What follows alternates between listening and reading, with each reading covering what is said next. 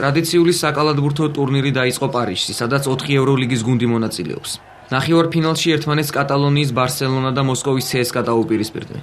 შეხვედრა თანაბარ ბრძოლაში წარიმართა და საბოლოოდ ბარსელონას გამარჯვებით 64-54 დასრულდა. ბარსელონადან საუკეთესო რიკი რუბიო იყო, მის ანგარიშზე 10 ქულა და 8 შედეგიანი გადაცემა. ასევე 10 ქულა დააგროვა ხუან კარლოს ნავარომას. შეხვედრის საუკეთესო ბომბარდირი დამარცხებული გუნდის შემტევი ბერძენი რამუნა სისკაუსკასი გახდა. CSKA-ს ფორვარდმა 19 ქულა ჩააგდო.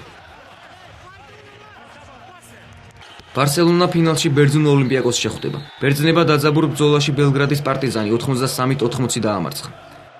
ოლიმპიაკოსიდან საუკეთესოები ჯოშ ჩილდრესი და თეოდოსიკი იყვნენ. მათ ანგარიშზე 17 ქულა. 19 ქულა და 11 მოხსნა დააგროვა ლინას კლეიზამ. პარტიზანიდან ყველაზე კარგად ბო მაკაკალებმა ითამაშა. მის ანგარიშზე 21 ქულა და 4 შედეგიანი გადაცემა. ფინალი 9 მაისს ბარსელონასა და ოლიმპიაკოს შორის გაიმართება.